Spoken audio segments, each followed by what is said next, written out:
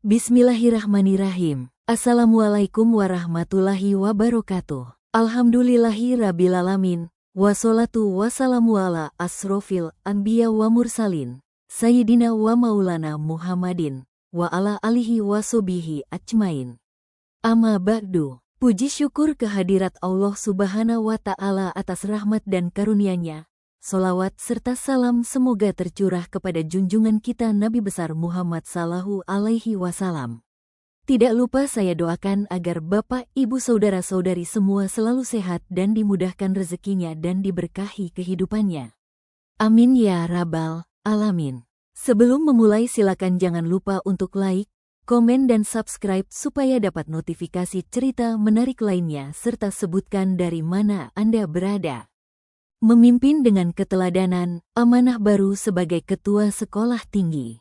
Setelah melewati 2 periode penuh tantangan dan pembelajaran sebagai Wakil Ketua di Sekolah Tinggi Bahasa Asing, STBA, Jakarta, aku kembali dipanggil untuk mengambil peran yang lebih besar, menjadi Ketua STBA Jakarta. Amanah itu datang bukan karena ambisi, tapi karena kepercayaan dan keteladanan yang telah aku bangun selama bertahun-tahun. Selama menjadi wakil, aku dikenal sebagai pribadi yang tidak hanya hadir secara administratif, tetapi juga hadir secara emosional dan spiritual bagi lingkungan akademik. Aku mendengarkan, turun langsung membantu menyelesaikan persoalan dosen dan mahasiswa, serta berani mengambil keputusan sulit tanpa mengorbankan nilai kebaikan. Pemilihan ketua baru dilakukan secara penunjukan langsung oleh yayasan dan staf sekolah tinggi. Nama Trisno muncul di antara beberapa kandidat lain. Meski awalnya aku merasa belum pantas, tapi suara hati dan dorongan dari banyak pihak membuatku menerima tanggung jawab itu dengan hati yang lapang. Ini bukan jabatan untuk dibanggakan, tapi amanah yang akan saya pertanggungjawabkan, bukan hanya di dunia, tapi juga di hadapan Allah, ujarku pelan saat menyampaikan sambutan pelantikanku. Satu pagi di awal semester baru, aku duduk di meja kerja yang belum lama ini resmi menjadi milikku sebagai Ketua Sekolah Tinggi Bahasa Asing, STBA, Jakarta. Di atas meja kayu sederhana itu, terpajang tumpukan dokumen akademik, kalender agenda, dan secangkir teh hangat, kebiasaannya setiap pagi. Jabatannya sebagai Wakil Ketua telah usai setelah 2 periode. Masa pengabdian yang penuh warna, mulai dari menyusun kurikulum baru, mengawal akreditasi, hingga menjadi jembatan antara dosen, mahasiswa, dan yayasan. Tapi aku tidak pernah membayangkan bahwa perjalanan itu akan membawanya ke posisi tertinggi di kampus tersebut. Ketika pihak yayasan mengusulkan namaku untuk menjadi ketua, aku sempat terdiam lama. Aku tahu amanah ini bukan sekadar jabatan administratif. Ini adalah ladang pengabdian yang luas dan menantang. Setelah berkonsultasi dengan keluarga, menimbang dengan doa dan istikharah, akhirnya aku mengucapkan, Bismillah, saya terima amanah ini. Semoga Allah tuntun langkah saya. Sejak hari pertama menjabat, aku menyampaikan visi kepemimpinannya dengan sederhana tapi kuat, menjadikan kampus ini sebagai rumah belajar yang inklusif, spiritual, dan berdaya saing global, tanpa kehilangan nilai-nilai kemanusiaan. Aku tahu bahwa pendidikan bukan hanya soal nilai akademik, tapi tentang membentuk manusia seutuhnya.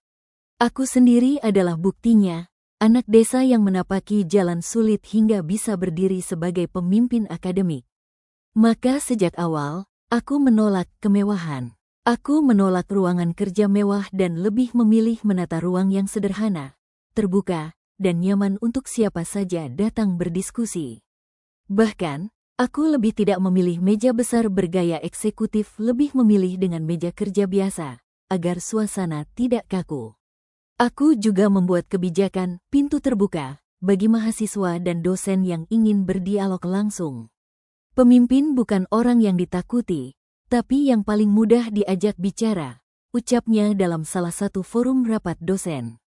Salah satu kebijakan pertama yang aku gagas adalah program beasiswa internal untuk mahasiswa dari keluarga tidak mampu, termasuk mereka yang hampir putus kuliah karena faktor ekonomi.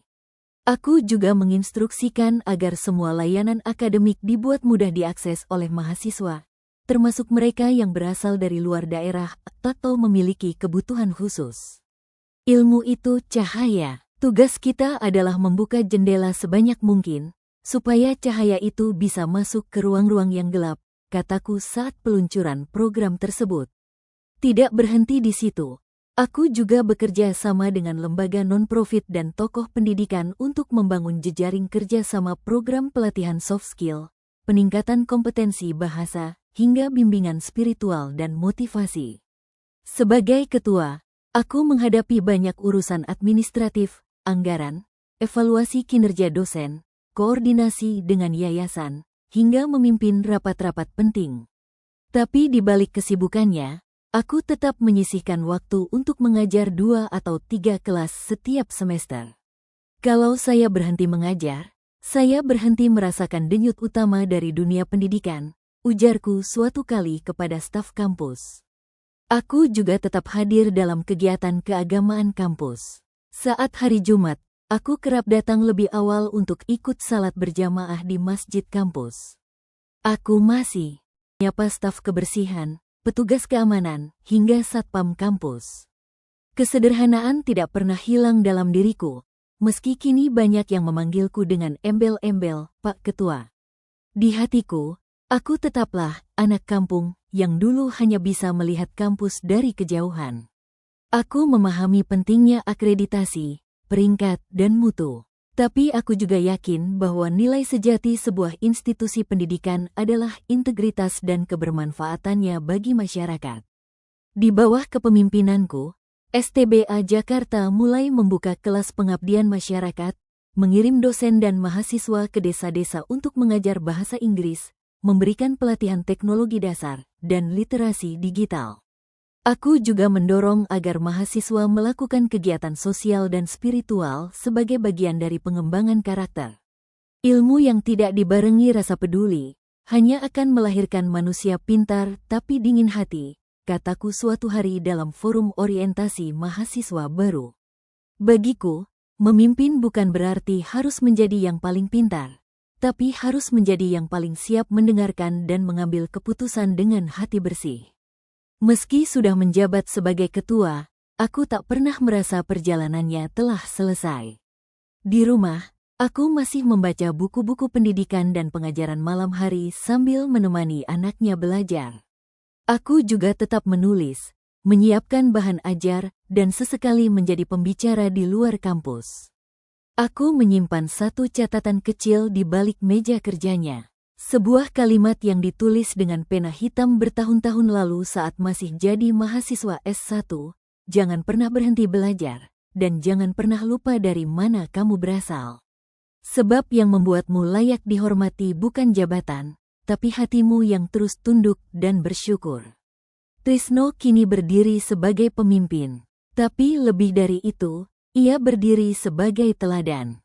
Ia membuktikan bahwa mimpi anak desa bisa melampaui sekat-sekat kemustahilan bila digenggam dengan keteguhan, keikhlasan, dan harapan yang tak pernah padam. Dan hari ini, ia tidak hanya mendidik dengan ilmu, tetapi juga dengan hidupnya sendiri. Jangan pernah berhenti belajar, dan jangan pernah lupa dari mana kamu berasal. Sebab yang membuatmu layak dihormati bukan jabatan, tapi hatimu yang terus tunduk dan bersyukur.